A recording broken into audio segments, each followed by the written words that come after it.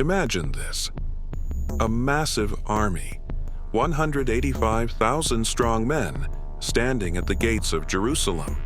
The people tremble, knowing that no nation has survived the wrath of the Assyrian Empire.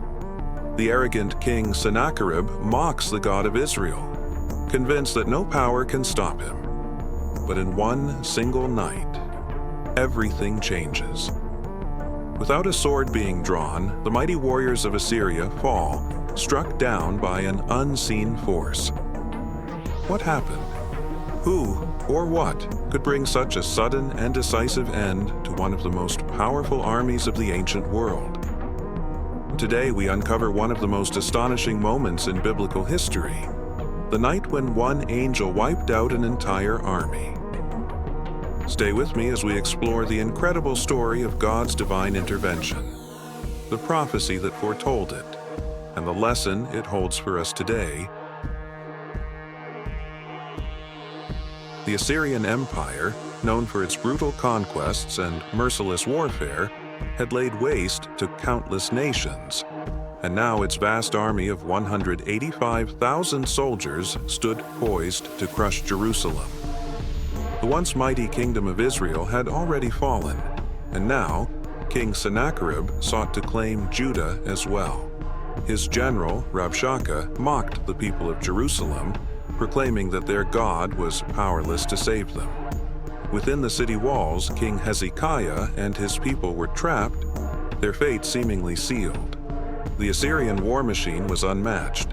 Siege engines loomed at the ready, and the soldiers, clad in iron and bronze, prepared for a swift and brutal conquest. Terror filled the hearts of Judah's people, but Hezekiah did not surrender. Instead, he went to the temple and cried out to the Lord. A divine answer was given through the prophet Isaiah. Jerusalem would not fall. Therefore, this is what the Lord says concerning the king of Assyria: He shall not come into this city, nor shoot an arrow there, nor advance with shield, nor build a siege ramp against it. By the way he came, by the same way he will return.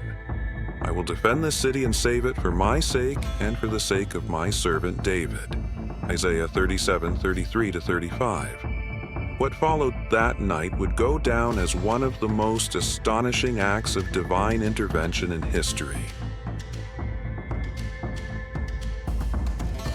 As the Assyrian soldiers rested in their vast encampment, a terrifying presence descended upon them, a single angel sent by the Lord. But this was no ordinary messenger. This was a warrior of the Most High, a celestial being of immense power whose very presence radiated divine wrath. The air grew heavy, the winds howled, and the very earth seemed to tremble. In the darkness of the night, an unseen force swept through the ranks of the Assyrians. Silent yet swift, the angel moved like a storm, striking down soldier after soldier with a force beyond human comprehension. The first to fall never even had time to scream. Then, in a chain reaction of devastation, the angel's wrath spread like wildfire through the encampment. The warriors, the commanders, the elite charioteers, none were spared. Some awoke in terror, sensing an unseen force moving among them, but before they could raise an alarm, their strength left them. Their bodies collapsed, and their souls were no more. Others, in their final moments, saw a blinding light, the outline of a celestial warrior, his sword flashing with divine fire before everything went dark. No clashing of weapons, no great battle, just swift, absolute annihilation. By the time the first rays of sunlight crept over the hills of Judah, the battlefield was eerily silent. When the remaining Assyrian soldiers woke up, they found themselves surrounded by death. What had once been a sea of warriors ready for conquest was now a valley of corpses. Men lay motionless in every direction, their lifeless eyes staring at the heavens.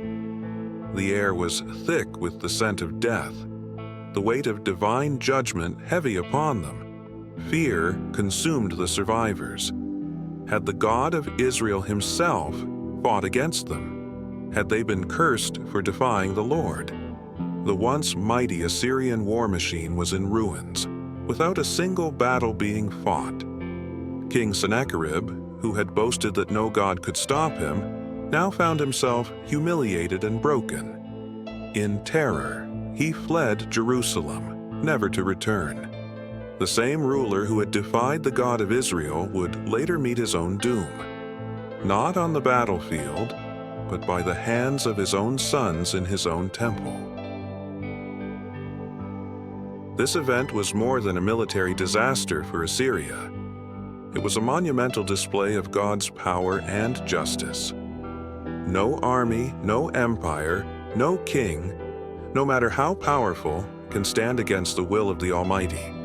For the people of Judah, it was a reminder that God is their defender. When all seemed lost, when the enemy was at the gates, when fear consumed their hearts, God proved that He alone is in control. And that same God fights for His people today. No battle is too great, no enemy too strong. When we place our trust in Him, we can rest in the assurance that He will defend, protect, and deliver us, just as He did that fateful night. The fall of the Assyrian army was not just a military defeat, it was a divine statement. The most feared empire of its time had been silenced in a single night, not by human hands, but by the power of the Almighty. The same king who once mocked the God of Israel was left broken and humiliated, his arrogance shattered. And Sennacherib, the ruler who declared himself unstoppable, he returned to Nineveh in disgrace only to be slain in his own temple by his own sons. A man who sought his own glory met his end in the house of his false god. What a powerful reminder that no kingdom, no ruler, no army, no matter how great, can stand against the will of the Lord. This is more than just an ancient story. It's a message of hope and power for us today. The same God who sent His angel to defeat the Assyrians is still fighting for His people. When you feel surrounded, when enemies rise against you, remember that God is greater than any force in this world. What did you think about this incredible event? Let me know in the comments below. And if you want to see more powerful Bible stories, make sure to like this video, subscribe, and turn on notifications so you don't miss out on future content. Thank you for watching, and remember, the battle belongs to the Lord. See you in the next video.